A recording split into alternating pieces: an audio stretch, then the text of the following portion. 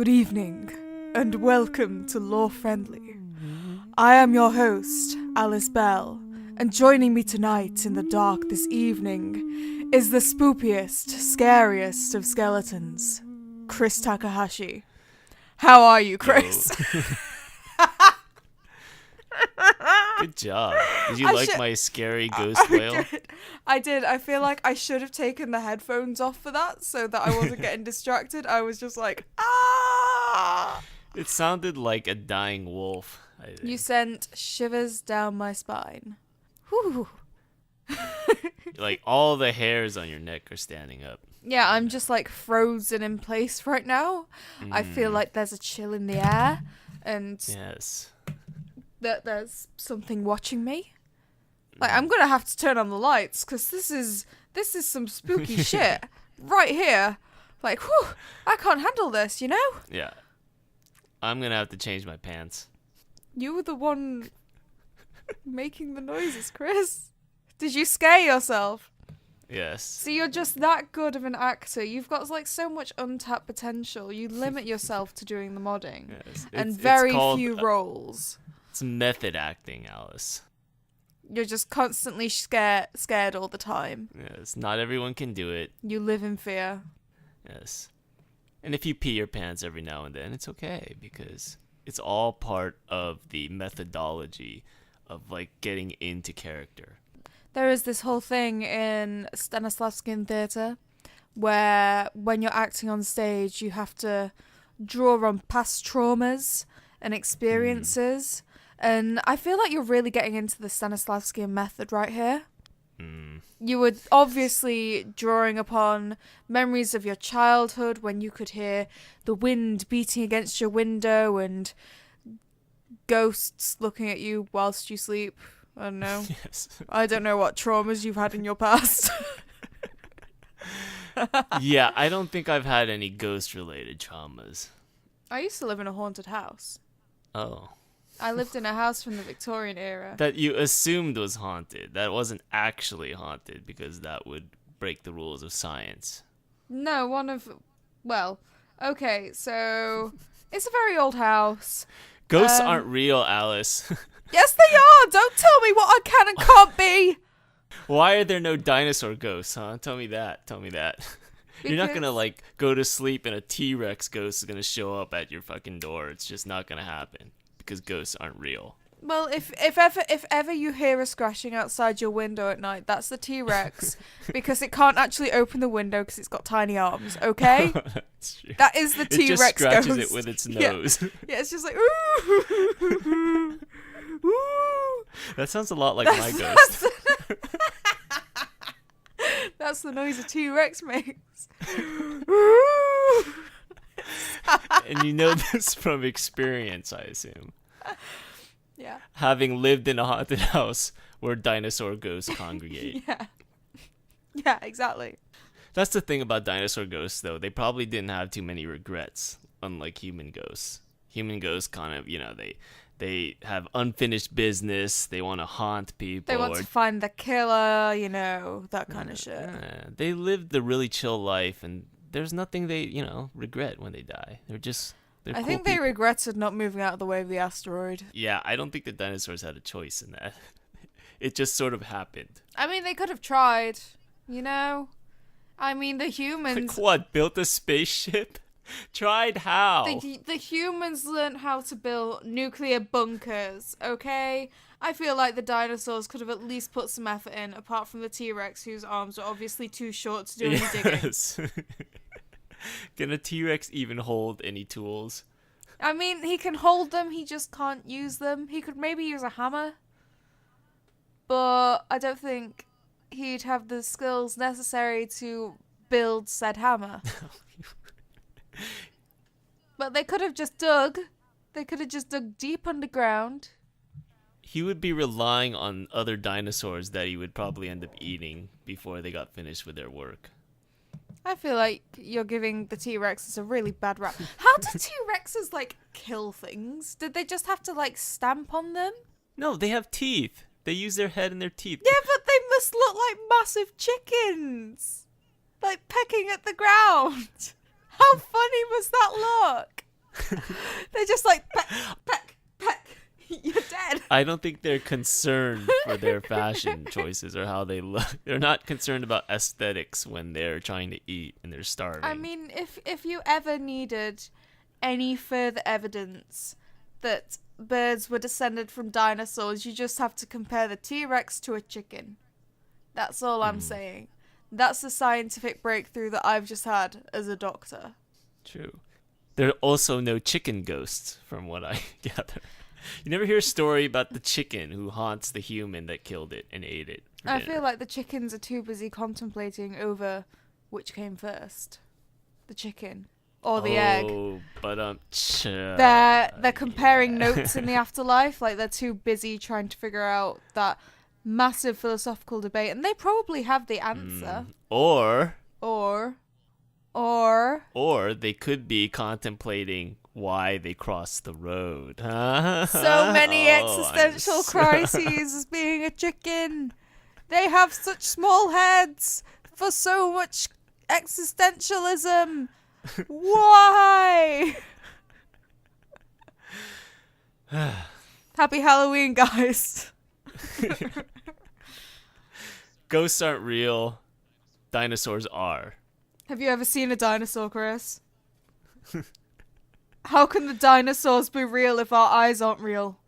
Yes, that's true. Thank you, Jaden, for those wise words. I miss you, boy. Speaking of Halloween and spooky stuff, any spooky mods you want to feature? Oh boy. So, I have mentioned this previously on the podcast.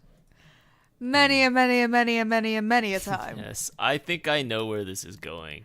Something that rhymes with crampire. No, a rhyme is the last syllable that has to match, so you need to find a rhyme for bloodlines. Okay. Floodlines, how about Ooh. that? Right, okay, so my spooky mod of the week is the Vampire the Masquerade Bloodlines Clan Quest mod that I have voice acted in. Oh. And it was So self-promotion is what we're yeah, doing of course, here. yeah. Nepotism. Okay, so yeah, the Clan Quest. Well, Vampire the Masquerade Bloodlines was originally released in 2004, and it wasn't released in the best of states, but it has a seriously dedicated modding community. The mod that I'm recommending here originally came out in 2009 and is still receiving major updates. So basically, the Clan Quest mod, at its core, it basically just like adds additional quests and things like that, which for a game that has such a small fan base is kind of not as heard of, especially when it comes down to like voice acting and things like that. But this mod goes the whole fucking hog. If you look at the page, you can see there's concept art for all of the original characters. There's breakdowns of all the different bits of progress. There's calls for people with experience modelling, like not like photo modelling, like 3D modelling. So I guess that rules me out. Oh, mate. Because supermodel that I am, you know. Work, fashion, babe. You're skinny enough for it, I'm assuming. I've never seen you. From what you've said. Yes. I'm basically a meth addict. With better teeth. But yeah, basically, Clan Quest mod.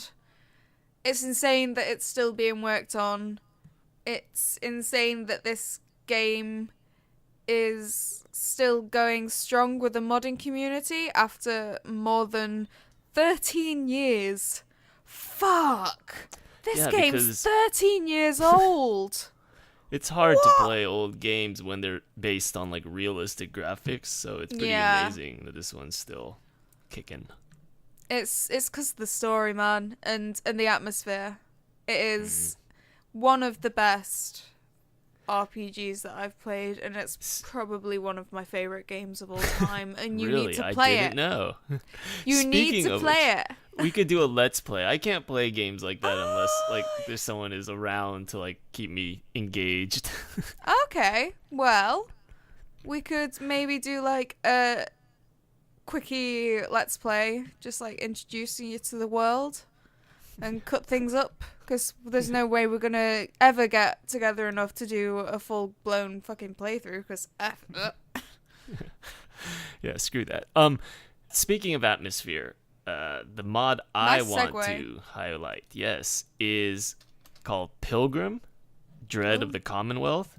It is entirely atmosphere based. It's very simple mod, doesn't add any gameplay, no quest, no nothing, but all it does, it just changes like the EMB, the filter on Fallout 4, fuck! and turns it into a horror game.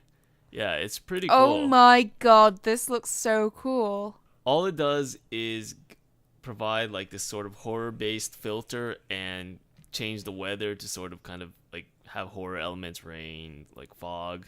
It looks like Until Dawn. Yeah, so it's pretty cool. It's one of those mods that is really simple in concept but well executed and can change the game you're playing. So yeah, this looks really cool.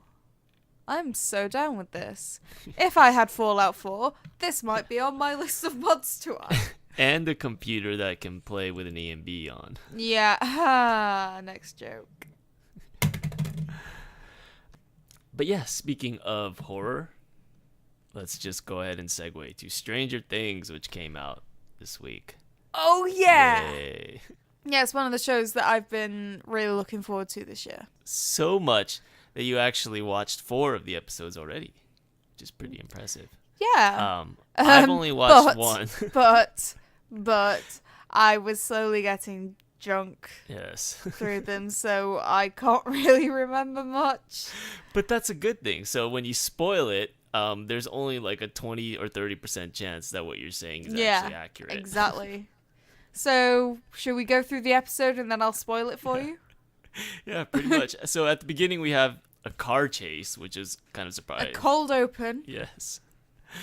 And the main thing is we get introduced to this character 8, who's a bank robber and apparently has powers. I don't really think if it's similar to 11. I forget what 11's powers. I thought she was more of a telekinesis person. She seems to be more of a mind mutant. Yeah, right? I got like a Charles Xavier, Jean Grey type.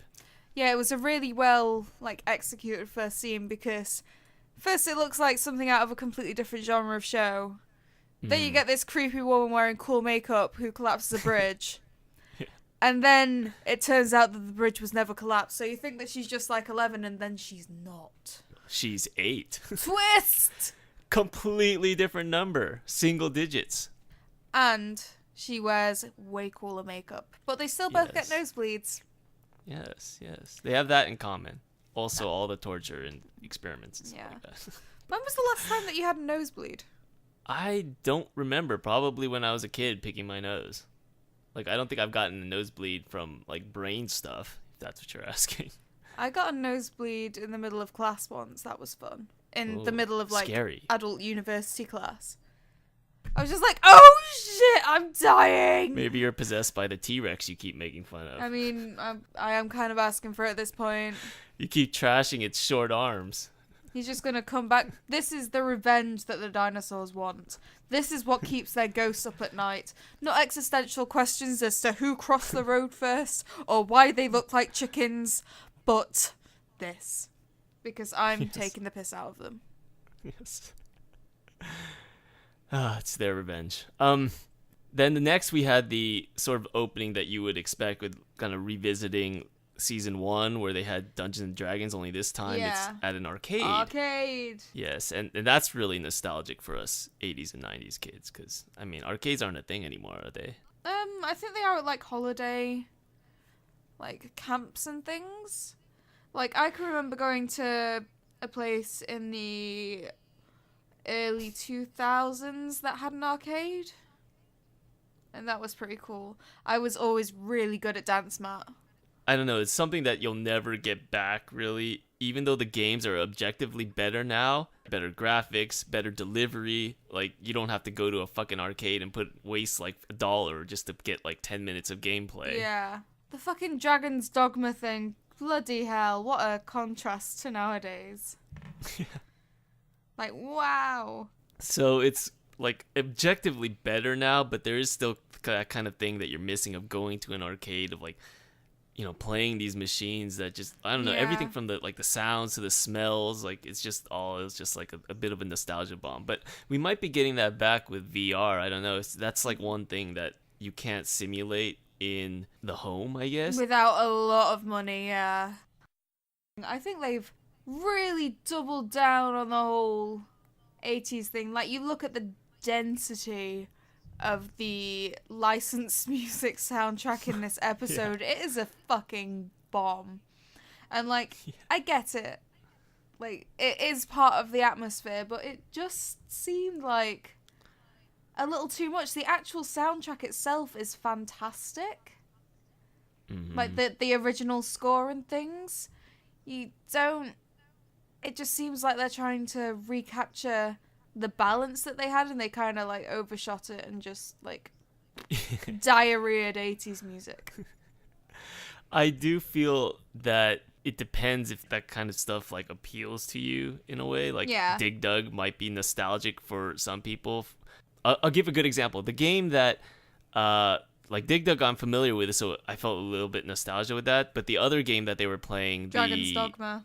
Was it Dragon's Dogma? Something like that. No, Dragon's Dogma is a recent game. Yeah, but the game that was a cartoon. It's the one with the... It's got dragon in the name. Right, the dragon game. Yeah. I've never seen or heard of it ever, so that did nothing for me. Like, I was more curious about how the game mechanics work. Like, he's using a joystick and that was a cartoon. Like, I was curious about that, but it didn't really hit the nostalgia part for me. So it's kind of interesting how, like, I think modern viewers would feel like, okay, this is too much. Like, I get it, you're in the 80s. But people who experience the 80s are probably like, oh, I remember that, and I remember that. So it's a little bit more catering to them. It's fan service is what I'm saying, right? Yeah, it's just fan service under a different name. Yeah. I had seen Dragon's Dogma before, but obviously in a completely different context, because I was not around at that point. You keep saying Dragon's Dogma, but Dragon's Dogma is a modern RPG, though. Are you sure that's the name? I know it is, but it's got a dragon in the name. I know it has. It's probably Dragon's Quest or something. Anyways, the one part that I thought was kind of like setting the groundwork for the rest of the show was the fact that we had the game Dig Dug. Similar to how in season 1 we had D&D, and they used D&D to kind of describe what was happening as like a metaphor for what was happening. Was like the framing device for the whole series. And I feel like that's where they're going with Dig Dug, especially because they made it an emphasis to talk about the machine and how Mad Max, this mysterious character, is really great at playing this game. So I assume she's also going to be really great at solving whatever issues come up in the future. Yeah. So I feel like this game that has like a parallel. I mean, you can correct me if I'm wrong because you're already on episode 4, but yeah. I actually can't because I literally can't remember. Is the whole show just Dig Dug? Do the kids just dig under the earth and find the dinosaur bones? That is literally all they do. They just play Dig Dug whilst the whole of Hawkins falls to pieces and is drawn into the Upside Down. Well, no, they play real life Dig Dug because Dig Dug is a game where there's monsters underground. So I'm assuming they dig under the earth and that's where they find the dinosaur ghosts and that's where it all turns to shit. And they finally answer the question about the chickens. Yeah, you're completely right. You've got it in one. What happened next? We actually we go to school. Got introduced to some new characters. Oh yeah, no, we go to school first and then we get introduced to new characters. I think. I made notes whilst I was watching. What happens at school? Okay. Oh yeah, Max.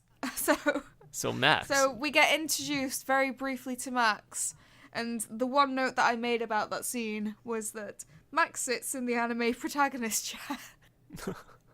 You know, the second to last at the back near the window. Yes.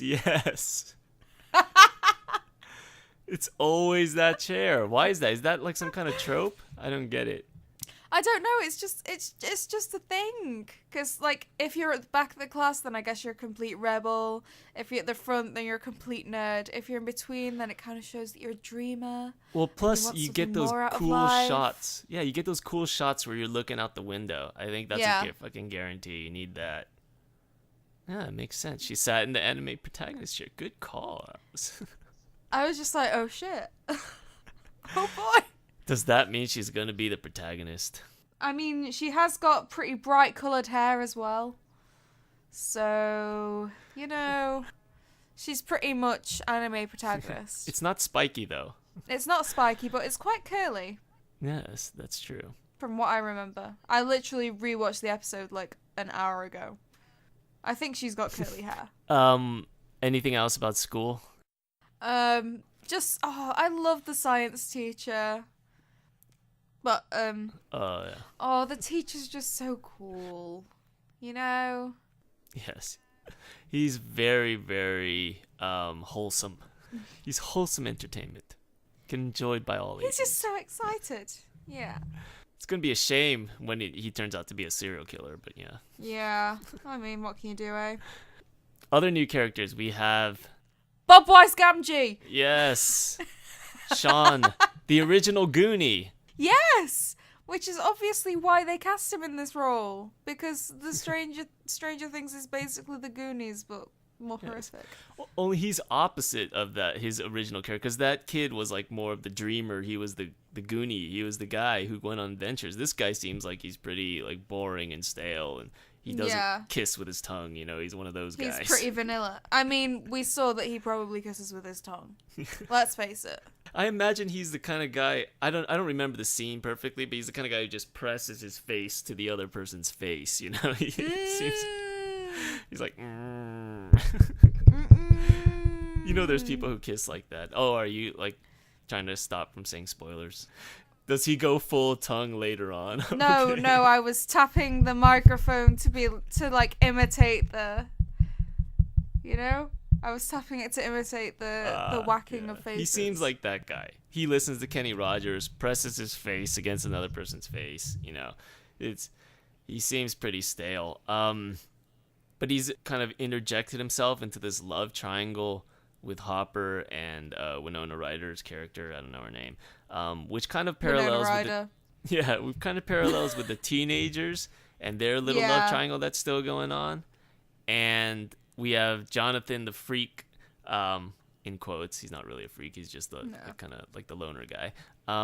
But he kind of points out to Will later on that, that's actually okay. That's kind of a desirable quality. You don't want to be the normal person, right? You don't want to be the Kenny Rogers Goonie guy. You do not want to be boring old Bob. Yeah, you want to be the guy who gets bitten by the radioactive spider. Or gets taken to another plane completely and, like, nearly die and giving birth to things through your vomit at Christmas Day. Maybe that's not the thing you want to be, but we do get hints that it's not like a good thing or anything, but that he's going to have like some kind of role or some kind of power that might not be antagonistic toward him, because he says he fears for everyone else in that like psychiatric session or whatever, but he doesn't feel like his own personal life is in danger. I thought that was also kind of foreshadowing. Yeah. Should we jump to that scene, actually? Yeah. The whole... So, basically, we learn that there is a Noostitute, as I called it in my notes. You're so clever with the puns. It's basically the Institute, but it's new. Yes. With different people, and they really like to emphasize the fact that they're completely different in character. Yes. But, a kinder, gentler institute. Yeah, so they basically, they take Will there for some psychiatric evaluations after it comes about that he's had another vision into the Upside Down. And so they give him some tests, and they seem very genial on the surface, but then as soon as they've dismissed Will and things, the doctor goes downstairs and you see that it's kind of more of the same suspicious. Yeah. So there's definitely a kind of disingenuousness about them. Yeah. Especially when they say, like, you can trust us, we're on your side. It's just like, no. It's like, no, you're not. You're not though, are you, mate? No. Only someone who is not on my side would say that. Yeah. I mean, if you were on my side, I'd know that you're on my side. You do not need to reassure me. The lady doth protest too much. Yes. Second verse, same as the first. Yeah. I did find it quite a nice little touch that they were talking about PTSD as being this new innovation, like this new. That's true. I just thought that it was like a really nice, more subtle kind of world. Well, not world building because it's set in the real world. Yeah. But it was a really good way of like fleshing out the setting, and I also noticed the Bush and Regan, or Regan and Bush. I can't remember which way around it was. The little Reagan Bush. Yes. Yeah. There's a lot of little touches. that I felt were more effective than the overabundance of the licensed soundtrack. Yeah, but PTSD is like a really subtle one. I didn't even notice that until you pointed it out. It was something that it was kind of only in it was just like a little embryonic stages of being discovered. By the medical community. It was such a new innovation, and I thought that. I mean, it wasn't exactly a new innovation. It was something that people were finally beginning to recognize as being an actual thing. The other thing that we got introduced to, the other new character we got introduced to, was the journalist, quotes. The guy who's crazy guy. Well, see, that's the thing, because in these kind of horror universes, the crazy person is actually the sane person. Like last season, we had Winona Ryder saying that like her dead son is still alive in another universe, and everyone looked at her like she was crazy. But in horror stories, the crazy person is actually the person who's actually telling the truth. Yeah, and his conspiracy theories definitely had some weight to them. Yeah. I mean, maybe not Russian, but... Yeah, not the Russians. That was meant to be a moment of levity, but the fact that he's investigating Eleven's existence and her sort of influence on the town is real. And the missing and the disappearance of Barbara that was never discovered. Yes. I thought that was strange that I don't know, that they didn't try to explain. I guess it's really hard to explain what's inexplicable, more or less, but the fact that they didn't try and give the parents some closure. Yeah, they gave Will a whole fake corpse. Oh, that's right, yeah. That wouldn't have been discovered if it wasn't for Hopper going in and doing his own dissection. I don't understand why they couldn't have done that for Barbara. I mean, I'm glad that they're not just like brushing away her death, which would have been like hand waving it away from a viewer's perspective. Yeah. If they had done that, and I'm glad that they're exploring the ramifications of it a little bit more, because like she was kind of forgotten. Yeah. At the end of last season, she kind of just died. She was like a Star Trek red shirt, but that the internet fell in love with. Yeah, it would be both humane to do so for the parents, to give them the closure. Yeah, and it'd also be, if you're not that sort of empathetic kind of person, it'd also be a way of just tying a loose end, more or less. Even if you weren't. Yeah, just be super practical. Yeah. Yeah, even if you didn't give a shit about Barb or her parents, even if you're just like this evil like institute person, you'd kind of want to close like this like loose end. Yeah. To prevent people like this journalist from investigating it. So I don't know. I guess maybe they were gun shy after what happened with Will. Yeah. I guess that could be an explanation, but still, it did give a reason to introduce this new character and to kind of visit Barb's parents, who are just lovely. Oh, I felt so bad for them. That was just such a wonderfully awkward scene, because it's that old dramatic technique of the audience and some characters in the scene knowing something that the other characters within the scene don't, and it was just so painful to watch. Yeah, and the fact that they took out a loan and are selling the house, and there's nothing that they can say to kind of stop them, because they're in between a rock and a parallel dimension. Yeah, exactly. So it's kind of like, it's bad enough that they lost their child. No one should ever have to go through that. But they're also... No. There's like extra additional ramifications in that they're financially ruining their own lives to kind of chase this hope that she's still alive. And it's just sad. Yeah. I'm glad that they're exploring the impact of her death, though, because that was one of the few issues that I had with the first season, was that nobody really cared about Barb. What about Barb? She needs more screen time. Well, she's kind of dead now. So, yeah. The Ghost Barb. Ghost Barb. Who you gonna call? Ghost Barb. She can come in riding a T-Rex. Yes. With a chicken perched on her shoulder. I think a Stegosaurus would be easier to ride. I know, they'd actually, really got some plates spiny. on her Yeah, back. that'd be painful. Yeah, Brontosaurus maybe. Yeah, I love brontosauruses. I was just thinking a T-Rex is too vertical. Triceratops. A Triceratops is like a horse for the. Yeah, that's what they rode in the Doctor Who episode There you go. with the dinosaurs. So there we go. It's already been proven. Barb riding in on a horse to save the day. Ghost Barb on her ghost Triceratops. Doo-doo-doo. We should be writers for this show. Yeah, I mean, how haven't we been I hired, have no Netflix? idea. Come on. It's crime. But they seem to be doing well on their own. Yeah, they're doing better than we'd probably do. Like, we just give up after one episode. Yeah, I've written Spoopy Dustbin and Spoopy Phone. Spoopy Dustbin? Yeah, the dustbin started shaking and it was kind of spoopy. Oh, the jump scares, they didn't really hit me for some reason. I don't know if I'm just getting better at like dealing with them. There was like a jump scare with the trash can. There was a jump scare with the crop field, and it was just like yeah, it didn't really register with me, but yeah, maybe it's just me, not the show. But I think we kind of expect them at the minute. Yeah. Just because we know the kind of atmosphere that it sets, sort of thing. So we kind of know what we're expecting. Yes. Supposedly. Anticipation. I also wrote Homer Simpson. You know, the guy at the Institute. He was just playing with a ball and listening to his Walkman. Were Walkmans a thing in the 80s? Yes, they were. Before CD players, there were Walkmans. Ah. You had a tape, you would tape stuff on the radio, and then you would play that tape on your Walkman. Yeah. Oh, wow. So yeah, I called him Homer Simpson because the whole thing went into meltdown whilst he was just being unprofessional. And that was a nice little moment of levity because it came straight after Winona Ryder getting spooked by the phone because PTSD. I don't even remember this scene that you're referring to. Where was it? Where did it take place?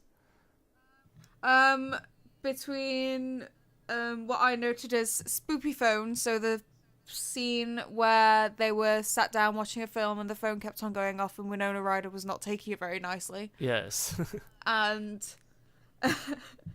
and the scene that I've called "Oh shit, it's Slenderman," where Will has a vision of the big bad.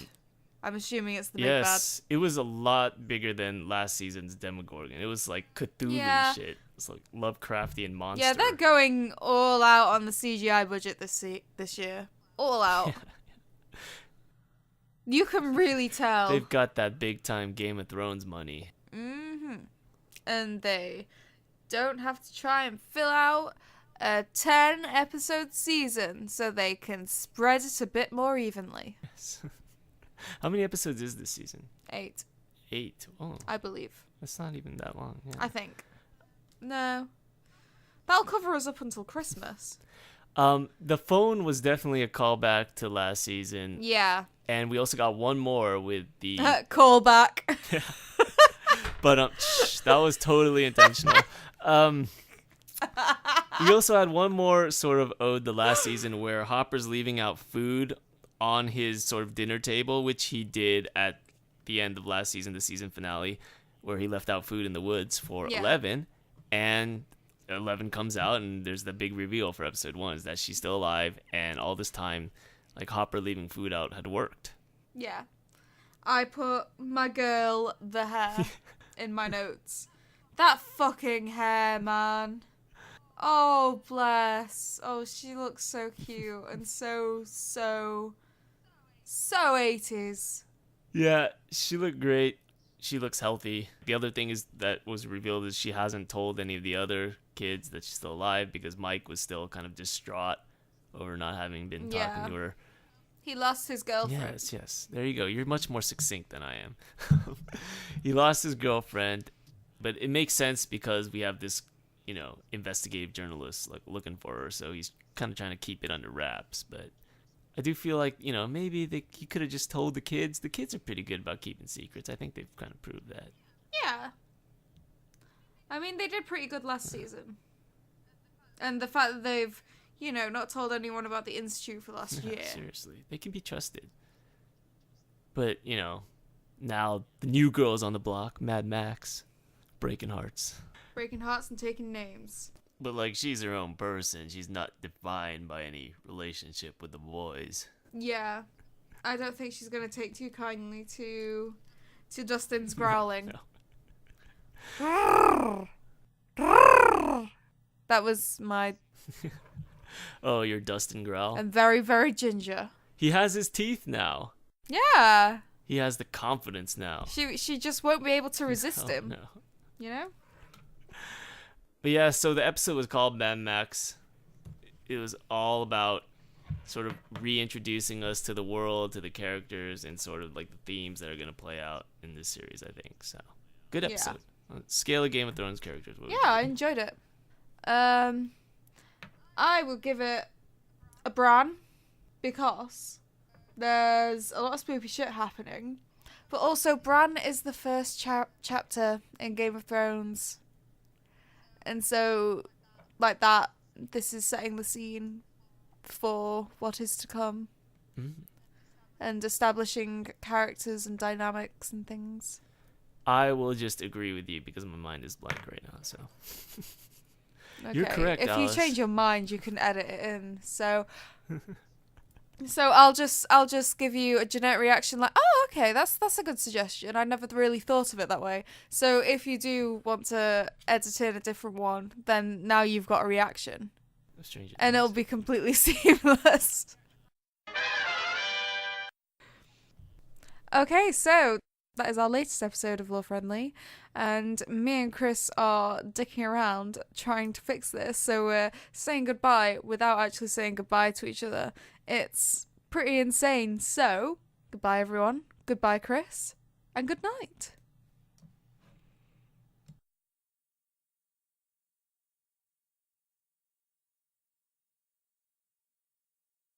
You're listening to a special... I thought it was my go.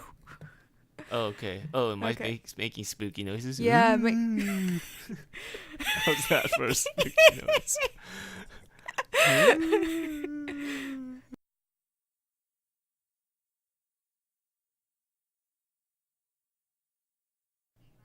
No. Are you on a delay? Like, I don't know. I think like I'll say something and then 2 seconds later you'll respond. I'm not sure. I think that's why we're interrupting each other so much because Okay. I think there's like some kind of delay going on. Sorry. That's sad. No, I'll say jump. You say how high right after I say jump. Okay. Okay. Jump. How high? Oh, okay. That wasn't that long at all. Oh, maybe I was just thinking. Okay, never mind. Maybe we're just really rude to each other. We're just rude people. That's all it is. Yeah. So what were we talking about? Hello? Hello? Kris? Hello? Kris, you gone? Where you at, boy? What you done? Hello?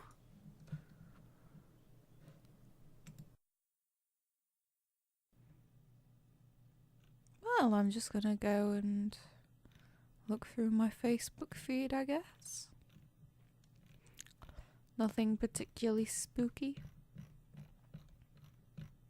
Oh, Netflix has pulled the plug on House of Cards because of Kevin Spacey being a dick.